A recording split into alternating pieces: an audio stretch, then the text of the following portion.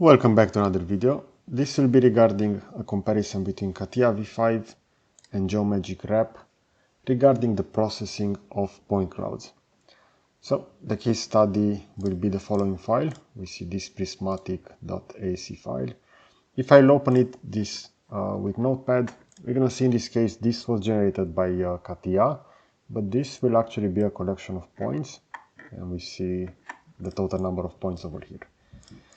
Now, the first solution that I'm going to use will be Geomagic Wrap, and we're going to see the main advantage of that. So I will just drag and drop the point cloud, and we're going to see initially we're going to have a sample file. I want this to be kept at full data on sampling, so I'll click OK. I will want this to be in millimeters, and this will be the result, so we see the point cloud. Now, within Geomagic, we're going to have the tool palette at the top, and regarding points, we see that there are only a few commands over here, but we're going to see how well those will work. If I will go on select, we're going to see that Geomagic will automatically select elements. Over here we have some area that haven't been selected. We can increase the size, or I can just click OK on the separation, and we have them added to the selection. I can just press delete in order to delete those. And if I will do another selection, Geomagic will see that initially the threshold over here was lower, and that's why those weren't selected, but now within the second those will be as well selected, so we can easily clean that up.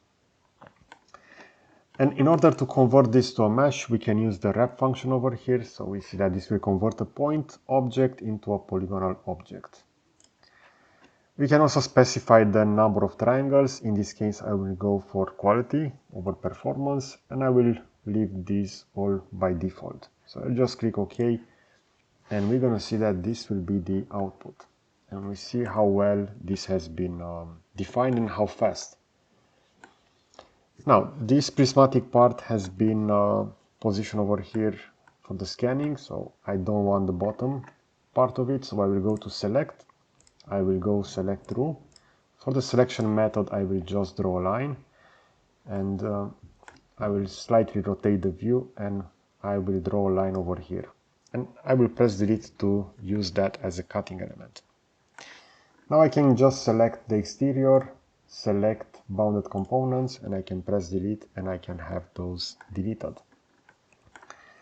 And regarding the polygonal aspects, we can start filling holes. Over here within Polygon, we can either fill all, but in this case the mesh is quite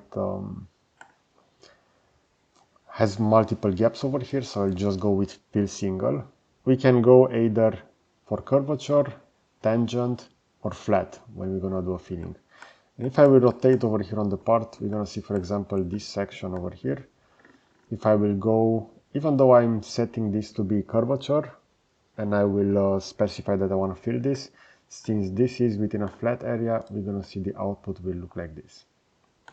For larger gaps, like this one over here, it is recommended to not fill this directly because the output will be like this. So in this case, it's quite decent, as we can see. But if I will press Ctrl Z, I can also specify how exactly I want this to be filled. So for example, maybe I want this top endpoint to be connected over here. And we see by default, if I'm going to leave this to curvature, this will be the output. If I will go with flat, we're going to have a different geometry added over here. So this will just be a flat line. And we can come over here and we can add some points, and afterwards I can just fill those in. And this will be the output of that filling. So we see in this case, this edge will be a lot flatter. So overall, these are the capabilities for Geomagic to process point clouds and afterwards to work on 3D scan meshes. In my opinion, this is the best solution for this. Now, I will jump to CATIA and let's see the differences. The main difference between CATIA is that if I will just drag and drop this prismatic ASCII file, CATIA will not be able to load that. So I need to go to Start, Shape, Digitize Shape Editor, and this will be the workbench that will enable the processing of 3D scans. I can go over here and I will go to Import, and I will want this to be an ASCII free format over here. I already have it selected on my desktop. I can click apply, and we're gonna see the same values as within Geomagic. Initially, we're gonna have the sampling. I want this to be at 100%. We're gonna have the scaling factor and the file size in millimeters. I can just click apply, and we have those loaded. Now, regarding the cleaning part, we're gonna see that in order to clean the mesh, we're gonna have this remove tool over here. But in this case, we don't have anything that will do this automatically. So we need to either select a mode over here. In this case, I can go with trap, and afterwards I can go with either spline or polygonal. And I will actually have to initially select the point cloud, and afterwards I will draw a polygonal shape that I can close with double click, and this will give me the selection. With this selected, I can click OK, and that will validate that. And I can also double click over here in order to enable this, and I can just start drawing some elements that will be used as bounding areas for the elements that I want to be removed. So as you can see, the workflow is a little bit trickier over here within Geomagic. Geomagic also developed Wrap a lot more recently than CATIA. So this workflow in CATIA is available somewhere around, I started to use it around 2007. Maybe it was way beyond that implemented. And it actually remained quite the same. Even with the newer version like 3D Experience, they haven't really made this as automatic as within Geomagic, so that's a drawback. The main advantage of CATIA is that we're gonna have everything over here. Within Geomagic, we need a different software solution to do the processing for computer-aided design, and they have a software for that. Because wrapping is mostly to process scans. In order to do CAD, reconstruction, reverse engineering, you're gonna need a different software solution. So Design X from Geomagic. With CATIA, you have everything within the same solution, but as we can see, it's not that that rapid. Let's say the workflow will be a lot slower. If I will go for the mesh creation now, I can specify the mesh, and I can choose over here the neighborhood. This will be the distance for those points, and they will be meshed. So if I will go, for example, with 2.5 millimeters, if I will click apply, this will be the resulting mesh. So we see that it has a lot more gaps than the one from Geomagic. I can slightly increase this, for example, to 3, and we're gonna see the output. This will fill additional elements. We're gonna see the filling over here will not be that great. So we see how CATIA just added some bridges, just like I showed previously. If I will go with 4, those will be automatically filled. Now, this size will be the equivalent of this diameter. So we see it over here. This will be a range of 4. If I will increase this to be larger than this hole, that will also be filled. For example, if I will go with 6, press tab, we're going to see that afterwards that will also be filled. So we can control the filling directly within the mesh creation over here. Or if I will go with something smaller, for example, 4 in this case, afterwards I will hide the point cloud to only have the mesh. This will be the output mesh. We see over here the triangulation is not that great and requires additional smoothing, while over here within Geomagic this has been a little bit better. So we see on some of those sharp edges. Even over here there are still some with geometry that we can further refine, either by using the sandpaper, or we can use the quick smooth. This will go on everything, but we can use the smoothing tool over here, and I can just move the brush around, and I can ease in some of those triangles. So we see them over here where we had that converted section, and we can go and have those a little bit more polished.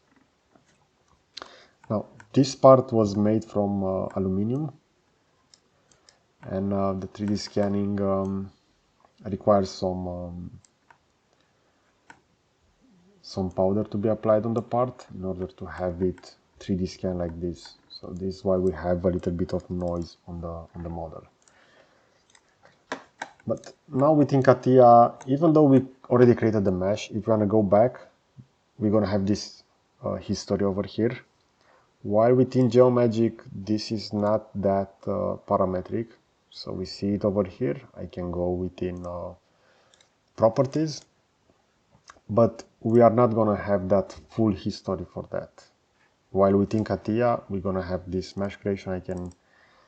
In this case, as we can see, this will no longer be editable, so it's the same workflow. Initially, I thought that within CATIA, we can go and change the values for the mesh creation, but we see that this is a feature that doesn't have a history. So in order to work with this, I can just hide it, and I can recreate another mesh. So this will not have the full history. So that will be similar to Geomagic. And afterwards, if we have additional areas to fill, we're going to have the tool fill hole over here. So we have a wide variety of tools over here, but we're going to see that the functionality is not that advanced. For example, for hole filling, I can only specify the hole size. In this case, I can click on the mesh, and we're going to see this will be the filling size. If I will go with something small like 2, we're going to see how many of those will be filled. I can also click on individual holes within the mesh, and I can have those only to be filled. We can also check over here the point insertion, and we can also change the step, but there are no elements regarding the type of filling done. While within Geomagic, we have these filling elements, and we see that we have a wide variety of features over here. So we can either go with curvature, we can go with tangent, we can go with flat. We can do a complete hole fill over here, or we can just do a partial one. So and we can also specify those bridges that I previously showed. So overall, this is why I consider that Geomagic offers the best solution. Even though with Geomagic Wrap you won't have access to everything. Afterwards, if you're gonna do the computer-aided design, usually you will take this file and you will move it within a CAD solution. That can be either CATIA, SolidWorks, Pro Engineering, or I would prefer to recommend Fusion based on the pricing of the solution. So I'm really curious, what is your opinion regarding this? If you are working with 3D scans in CATIA, how do you manage this? Because it takes a lot more work than within Geomagic. And I'm really curious if people are using Digital Shape Editor, because I started to create a lot of videos on YouTube regarding this, since there haven't been a lot of videos created on YouTube. And I decided that this is a good niche to create some content. So let me know in the comment section what is your opinion regarding this. I will also add a similar video on the left side, and I will also add a subscribe button to the right. So that's it. Thanks for watching.